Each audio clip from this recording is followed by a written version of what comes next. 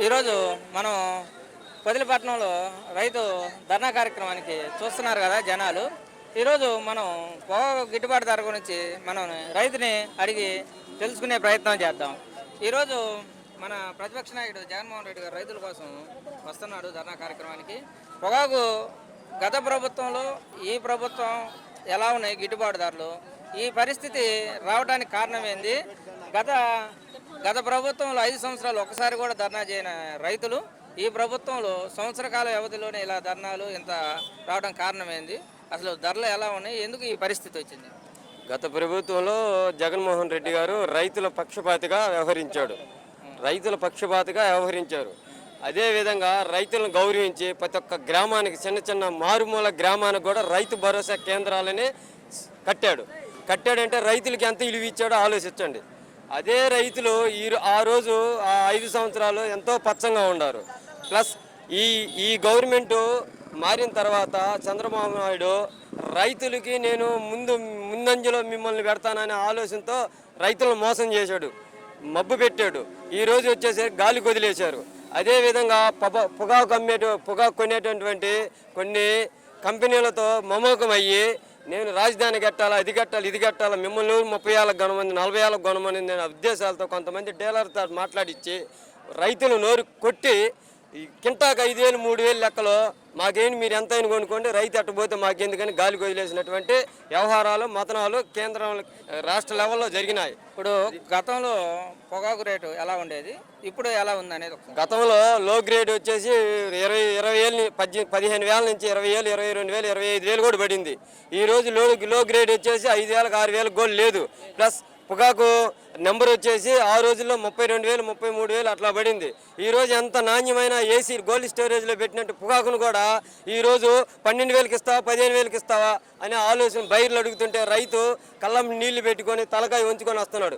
గత ప్రభుత్వంలో రైతు తల దించలా, తల ఎత్తుకొని కండవ పైన వేసుకొని ఒక రాజులాగా రైతే రాజు, రైతే రాజ్యానికి వెన్నుముక లాంటి అని చెప్పి రైతు సంతోషంగా బయటకు వచ్చాడు. ఇప్పుడు రైతులకి ఈ టీడీపీ కూటమి ప్రభుత్వం వచ్చినాక రైతు భరోసా మీకు అందిందండి. రైతు భరోసా అందింది మాకు. ఖచ్చితంగా పంటలు వేసుకోబోయే లోపలే అందింది. దాంట్లో ఇబ్బంది లేదు, ప్రతి ఒక్కరికి అందింది. ఇప్పుడు గ్యాస్ సిలిండర్లు అన్నాడు, ఉచిత గ్యాస్ సిలిండర్ అవి ఏమన్నా అంది? ఉచిత గ్యాస్ సిలిండర్లు అనేది ఒక బోగస్. ఒక బజార్లో ఫస్ట్ ఎంట్రన్స్లో ఇంటోళ్ళు 2 ఇళ్ళకి వస్తే చివరి కన్నయ్యే ఇళ్ళల్లో 2 ఇళ్ళకి వస్తే నడి మధ్య వాళ్ళు ఎవరికి రారు.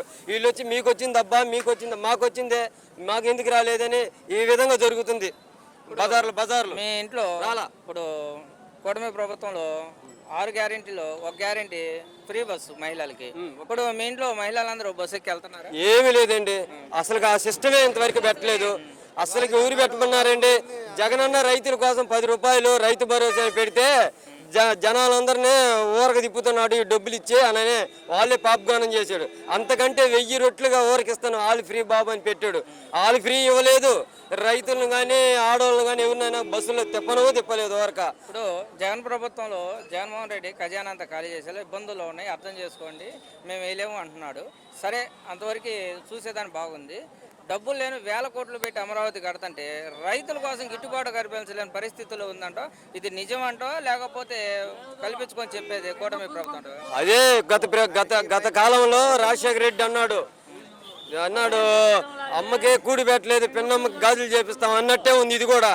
ప్లస్ పోతే రైతుల మట్టికి ఇబ్బందిగా ఉందండి ఈ గవర్నమెంట్లో.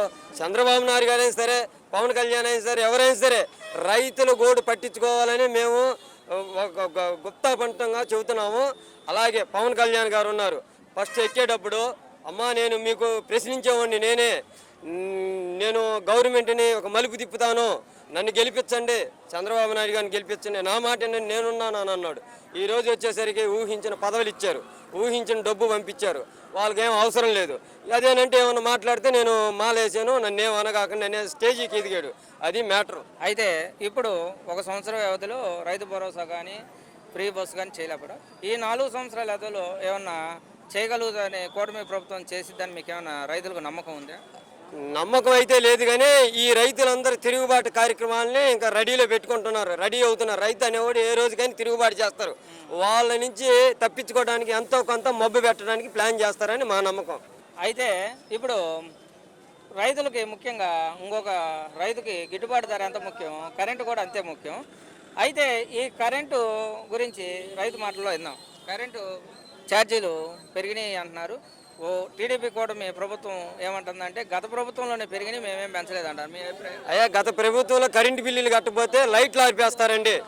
ఏ ఇంట్లో కరెంటు బిల్లులు కట్టకపోతే, ఏ రైతు కరెంటు బిల్లులు కట్టకపోతే బోరు మోటార్లో ఉన్నటువంటి కరెంటుని కట్ చేస్తారు. అదే ఇంట్లో వాళ్ళు కరెంటు బిల్లు కట్టకపోతే 2వ నెలలో కట్ చేస్తారు.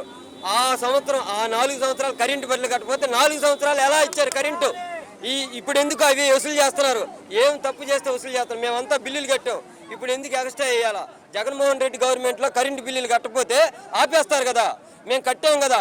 ఇప్పుడు ఎందుకు పెంచారు కరెంటు బిల్లు? పెంచితే రూపాయి, 10 రూపాయలు పెంచాలా? 50, 60, 100, 200. మాకు వచ్చేది 250 కరెంటు బిల్లు. 2 ఫ్యాన్లు, 1 టీవీ ఉంది. ఇవాళ వచ్చి 950 రూపాయలు కరెంటు బిల్లు వచ్చింది. ఈ నాలాంటి వాళ్ళే కాదు, ఇంకా మాకంటే హీనమైన ప్రజలు, పేద ప్రజలు ఉన్నారు. వాళ్ళు ఏ విధంగా బతకాలా, ఏ విధంగా కట్టాలి కరెంటు బిల్లు అని నేను చూస్తున్నారు కదా. ప్రభుత్వం మీద 1 సంవత్సరం వ్యవధిలోనే ఎంత వ్యతిరేకం వచ్చిందో రైతుల పరిస్థితి మీరు చూడండి.